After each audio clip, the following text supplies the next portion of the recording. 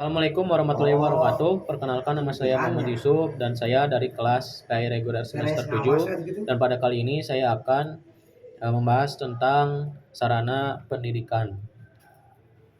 Secara etimologi, kata sarana berasal dari bahasa Sanskerta yang berarti instrumen atau media.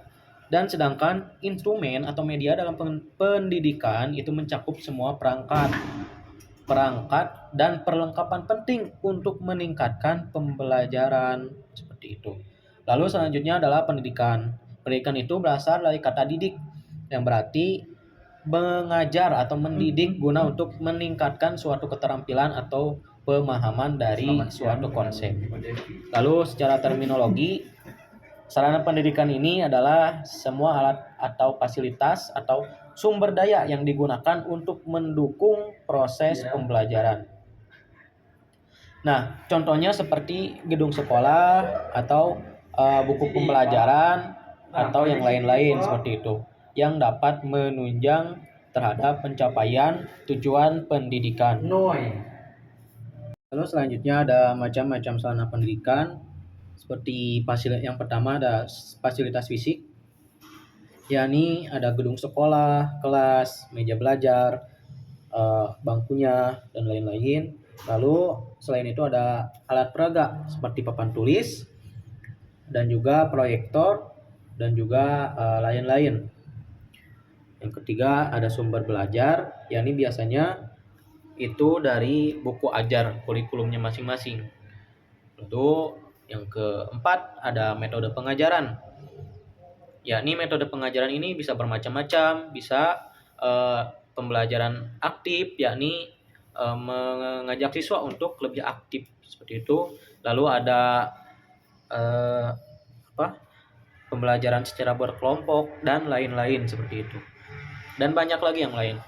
Lalu selanjutnya ada lingkungan belajar, yakni ada kelas, bisa di lingkungan sekolah, bisa di masjid, bisa sambil studi tour dan lain-lain seperti itu. Organisasi masjid dan komunitas keilmuan, yakni yang pertama pengembangan kurikulum berbasis keimanan, yakni merancang kurikulum yang menggabungkan antara ilmu agama dengan ilmu sekuler. Lalu selanjutnya menyelenggarakan skema pembelajaran Al-Quran dan hadis dengan mengintegrasikan ajaran ilmu pengetahuan modern dan pengetahuan agama. Lalu memberdayakan guru dan pengajar serta membangun komunitas guru cendekiawan yang terhubung dan terlibat untuk tujuan pendidikan. Lalu selanjutnya ada memanfaatkan teknologi informasi dan komunikasi untuk meningkatkan materi pembelajaran dan penyebaran informasi. Selanjutnya ada program kegiatan rutin yang diantaranya ada diskusi bulanan, musyawarah, majelis ilmu, atau program-program tahunan yang sangat berkaitan dengan hal-hal keilmuan ataupun kerohanian. Lalu tafsir tematik Quran surat Al-Alaq ayat 1-5 yang berbunyi, Bismillahirrahmanirrahim. Iqra bismi rabbikal ladzi khalaq. Khalaqal insana min 'alaq. Iqra wa rabbukal akram. Allazi 'allama bil qalam. 'Allamal insana ma lam ya'lam. Yang artinya, bacalah dengan menyebut nama Tuhanmu yang menciptakan. Dia telah menciptakan manusia dari segumpal darah. Bacalah, dan Tuhanmu lah yang maha pemurah, yang mengajar manusia dengan perantaraan kalam. Dia mengajar kepada manusia apa yang tidak diketahuinya. Nah, dalam surat Al-Alaq di atas terkandung tafsir bahwasanya yang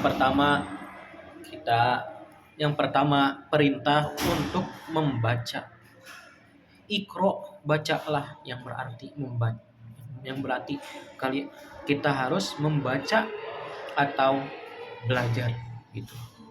Lalu yang kedua, menjadi sumber ilmu.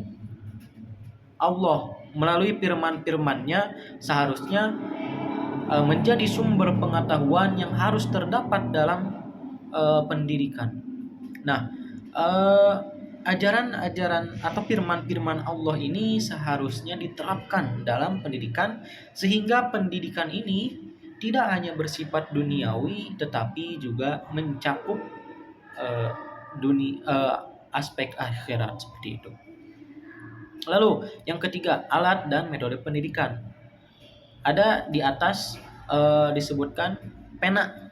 Nah, jadi jika disebut sebagai alat pengajaran, pena ini menekankan pentingnya catatan atau mencatat atau menulis di dalam proses pendidikan seperti itu.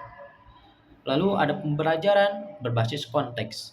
Nah, pembelajaran ini tidak hanya mengandalkan hafalan saja, tetapi mencakup pemahaman-pemahaman terhadap ajaran tersebut. Nah, seharusnya pendidikan itu sedemikian rupa sehingga mendorong siswa untuk berpikir kritis dan menganalitis, bukan hanya sekedar menerima dan memahami informasi dan berita semata. Tafsir tematik Quran surat Al-Alaq ayat 1-5 yang tadi kita bacakan, bahwasanya di dalam kelima ayat tersebut mengandung pesan perintah kepada Nabi Muhammad dan umatnya untuk membaca apa saja yang ada di alam raya ini, baik yang tertulis maupun yang tidak tertulis.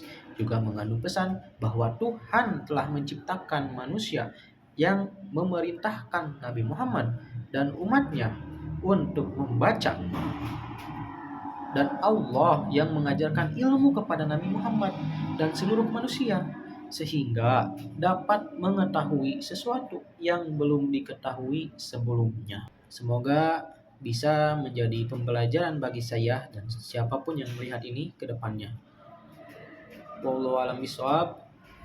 Wassalamualaikum warahmatullahi wabarakatuh.